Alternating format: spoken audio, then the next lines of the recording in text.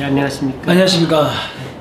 예, 자 오늘은 만수무강연구소 북한의 김일성, 김정일, 김정은 일가의 건강을 책임지는 연구소에서 근무를 하시다가 탈북을 하신 김형수, 지금은 북한 국제 NGO 네트워크인 징검다리 공동대표를 맡고 계신 김형수 대표님을 모시고 김정은 일가의 비밀스러운 성생활에 대해서 오늘 한번 이야기를 해보도록 하겠습니다. 자, 대표님 나오셨죠? 네. 반갑습니다. 예. 네, 반갑습니다. 예. 그 지금 국내에서는 만수무강연구소라고 알려져 있는데 이게 정확하게 어떤 연구소입니까? 북한 주민들마저도 지금 예. 알고 있기는 만청산연구원 이렇게 알고 있습니다. 예. 근데 사실은 그 비밀이 북한 내부적으로 비밀이다 보니까 예. 북한 정부 차원에서도 북한 주민들마저도 그거 알지 못하게 그렇게 이름을 붙였는데요. 정확한 명칭은 만청산연구원이었습니다. 만청산. 예, 그러니까 그 무슨 뜻이냐면요. 김일성의 만년장수, 김정일의 영원한 청춘, 예, 그런 의미였습니다. 근데 다 죽었는데. 예. 근데 지금은 김정은이가 있다 보니까 예. 김정은을 위한 건강을 또 연구하는 거죠. 그러면 여기서 어떤 연구들이 진행이 된 겁니까? 네, 아마 상상을 초월하는 건데요. 예. 북한 제가 근무할 당시가 예. 김일성이가 죽기 전후해서 북한 주민들이 가장 어려웠던 그 고난의 행군 시기 그때였습니다.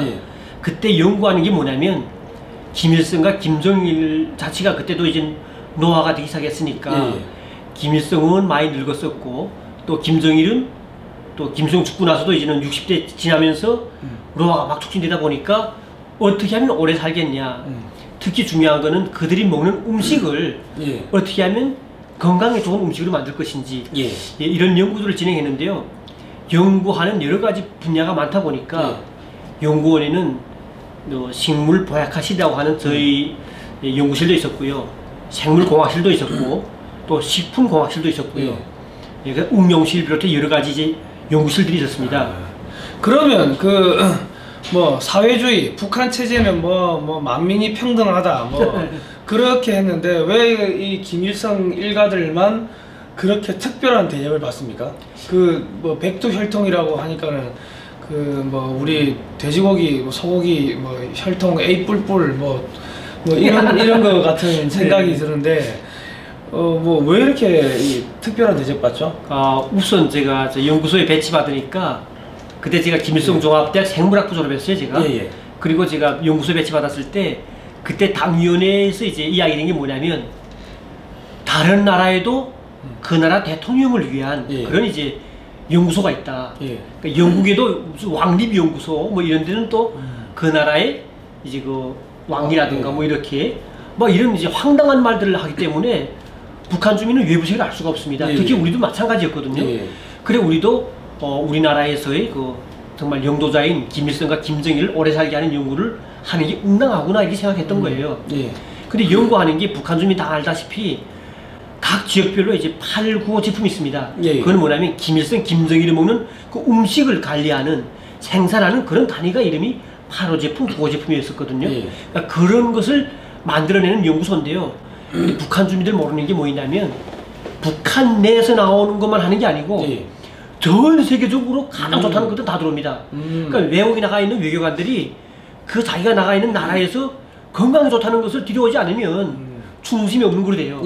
그러다 보니까 전 세계에서 다 좋은 것들 다 들어오는 거죠.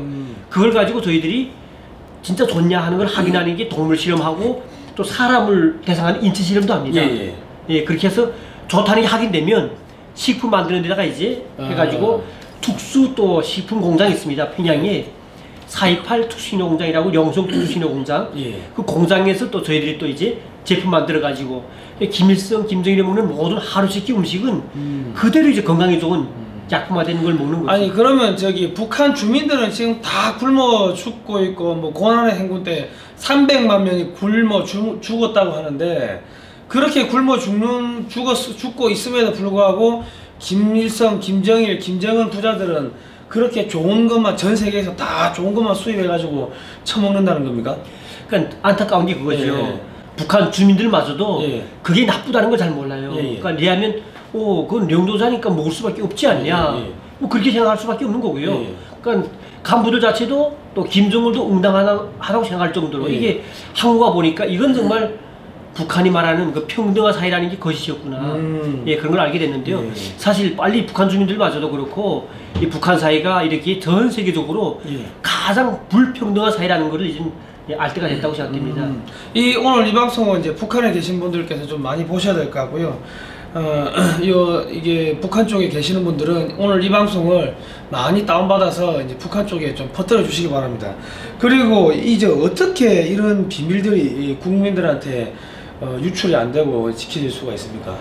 일단 북한에 가게 되면 이제 그런 특수한 연구소에는 제가 입직을 딱 하는 순간에 서약서가 있습니다. 영지가. 그걸 이제 딱 내미는 거예요. 그래서 그 서약서에는 뭐였냐면 일체 그 연구소에서 진행되는 모든 비밀 내용들을 절대로 가족한테도 말하지 말라는 그런 서약서입니다. 서약서에 서약 찍는데 찍고 나면 그다음부터는 일체 연구소에서 진행되는 자기 한 연구 내용도 그렇고요. 그 다음에 일체 진짜 사소한 우리 회사 같은 연구실 안에 누구 있다는 것마저도 가족이 말하면 안 돼요. 이렇게 비밀을 지키라는 서약서를 써야 되는데 제가 연구소 입직했을 때 같은 연구실에 있던 류중삼이라고 평양의학대 교수하다가 오신 분이었는데 그분은 제가 들어가서 바로 이제 정치본 소수에 끌려갔습니다. 근데 그 이유가 뭐냐면 이 친구는 평양의학대학 교수하면서 자기하고 같이 일하던 그 교수들한테 자기가 현재 연구원에서 일하고 있는 그 연구들을 뭐 한다는 걸 이야기한 거예요. 그 이유 때문에 그 친구가 이제 정치본 소수에 끌려갔는데요. 그때 그 친구 끌려가면서 그 부인하고 애들 둘까지 다 끌려갔습니다. 그때 그 끌려가는 날도 제가 동원됐었는데 월향동, 모란봉구에 월향동에 집이 있었어요. 근데 그 부인은 또 이민반장을 했고요.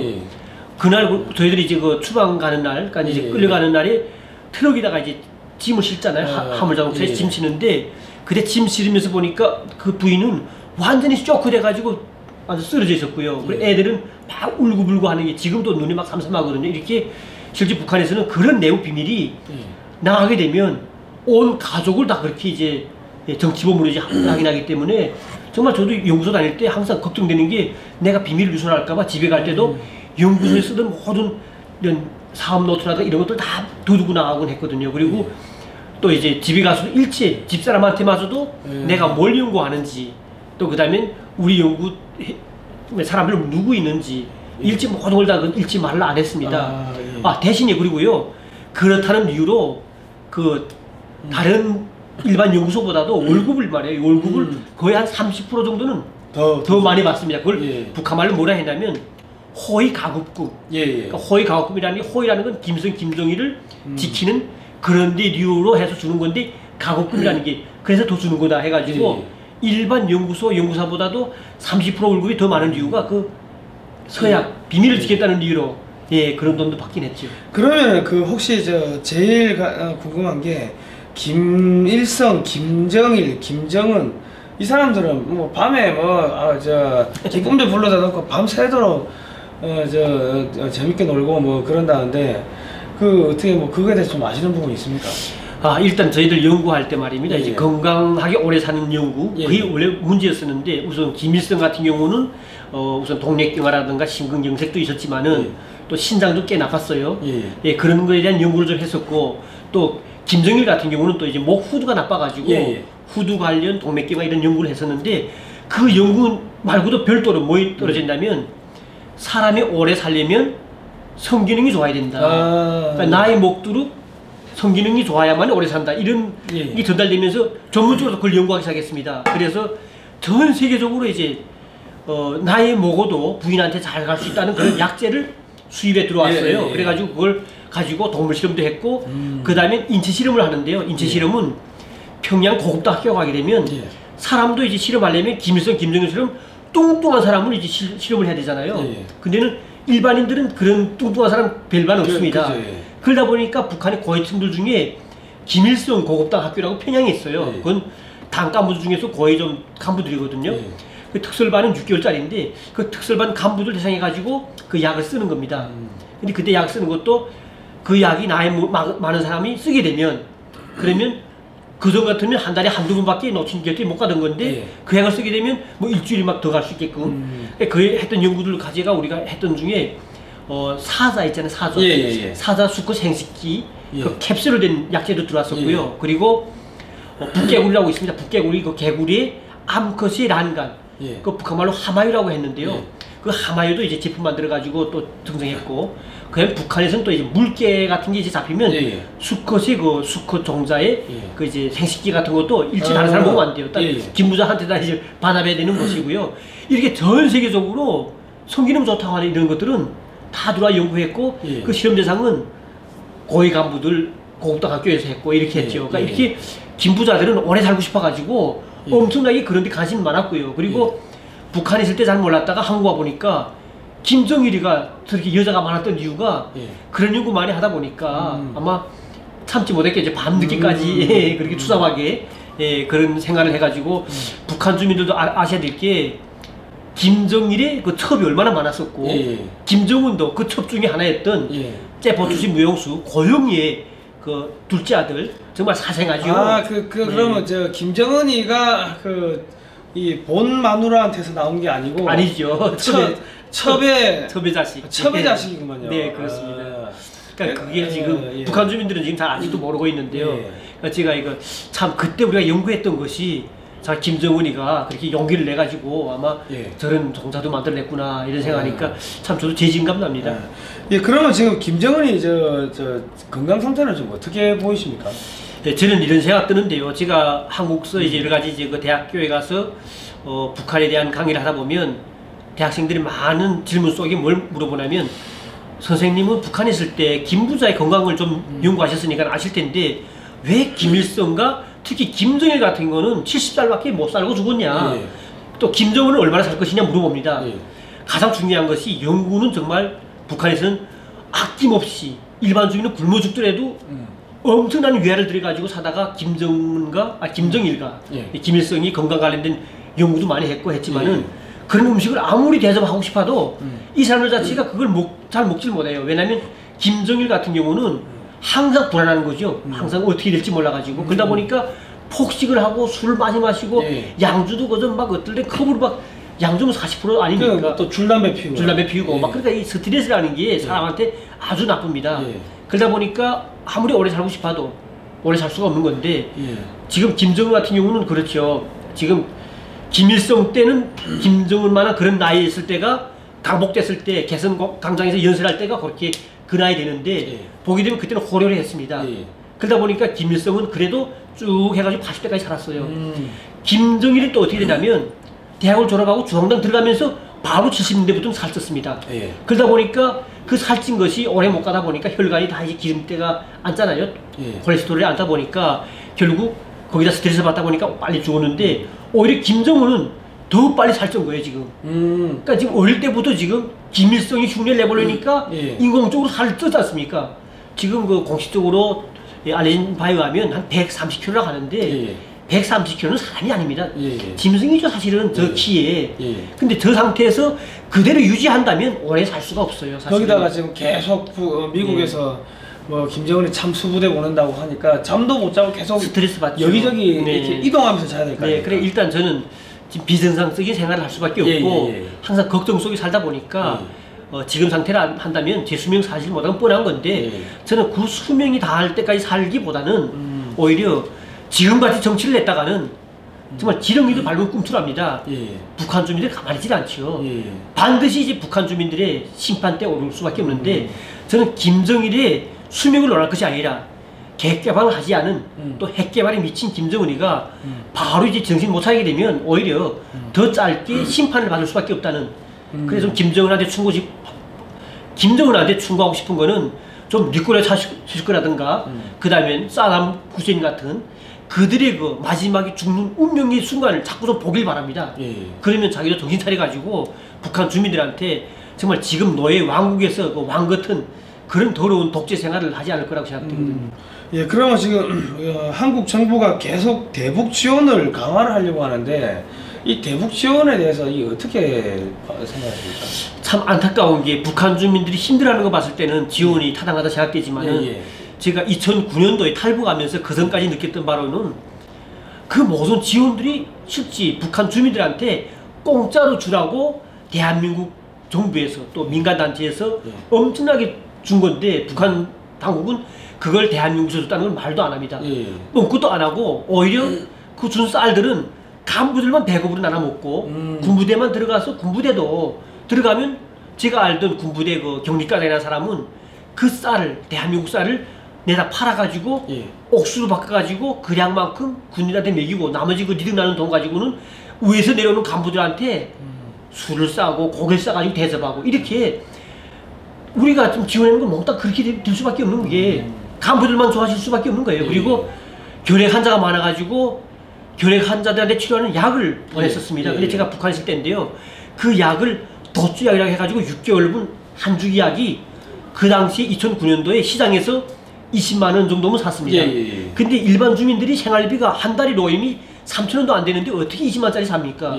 대한민국은 공짜로 하나 치료라고 준 거를 간부들이 빼내가지고 그 시장에 팔아가지고 자기 주머니 채운 거예요. 그러니까 안타까운 게 대북 지원을 북한 주민을 위해서 우리가 인도주의적으로 하는데 그걸 북한 당국은 간부들끼리 나눠 먹고 일반 서민한테 가지 않다 보니까 결국 병 났던 결핵 환자들 지금도 점점 많아지는 이유가 이렇게 팔다 보니까 사실 환자들을 쓸 수가 없는 거예요.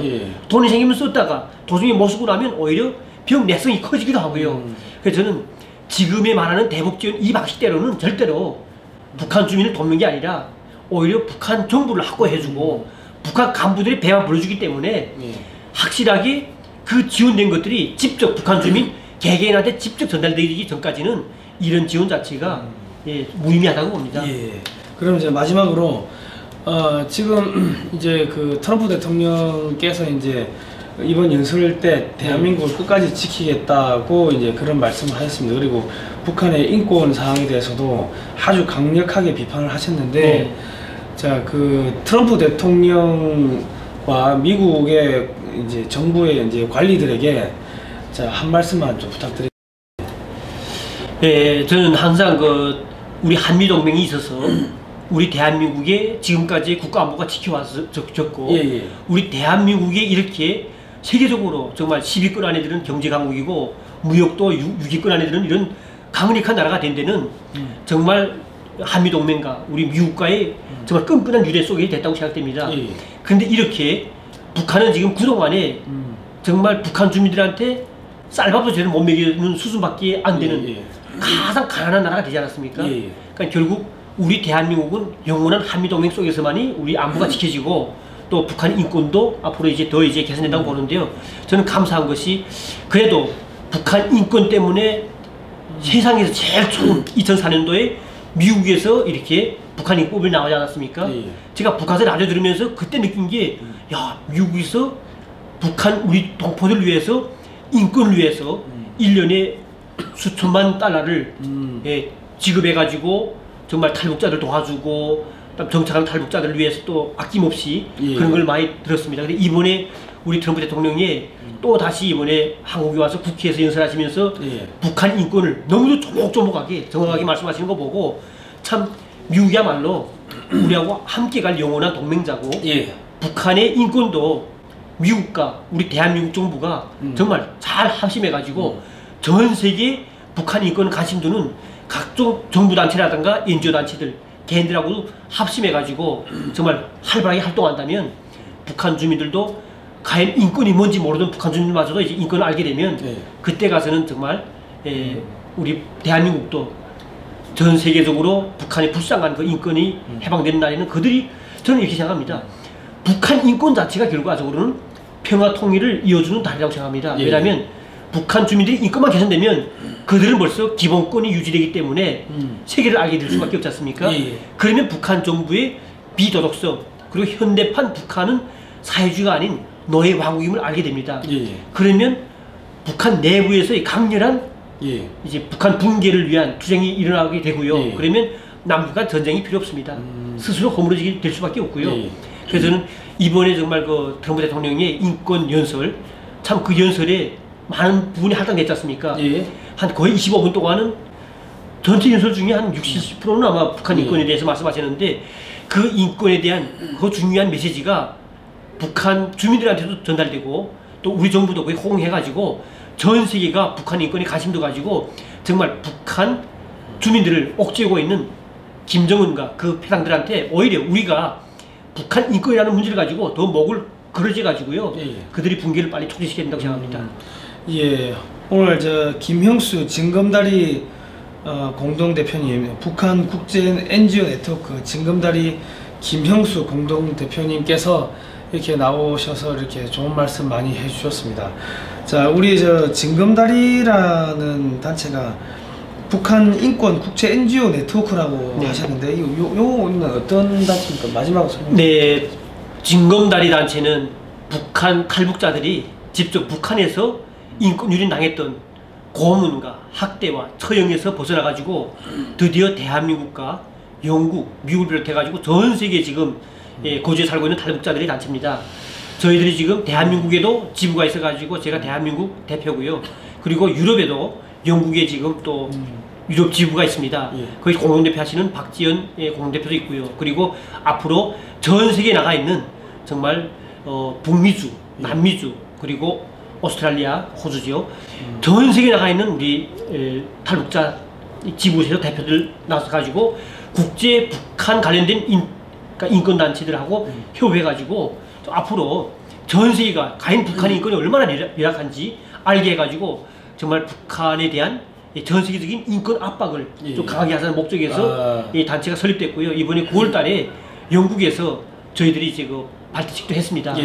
그리고 올해 제가 그 단체 관련돼 가지고 영국 국회에 가서 제가 연설도 했는데요. 앞으로 정말 기대해 주십시오. 북한 주민들한테 통일되면 저희들이 정말 떳떳하게 그래도 여러분들을 위해서 우리가 정말 인권 활동을 열심히 했다는 그런 이제 이야기를 할 수 있게끔 정말 활발하게 활동하겠습니다. 예, 알겠습니다.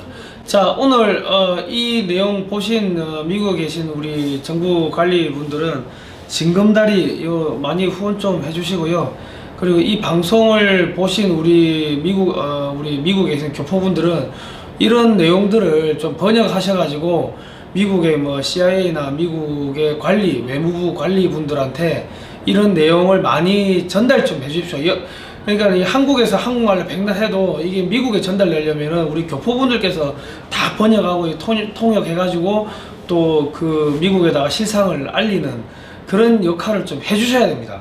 그래서 저희가 여기서 컨텐츠를 만들 테니까 그런 통번역이나 그런 확대, 미국 쪽 정부 기관에다가 확대하는 거는 여러 재미교포분들께서 좀 적극적으로 도와주시기 바랍니다. 예, 그럼 다음에 뵙겠습니다. 네. 감사합니다. 네, 감사합니다.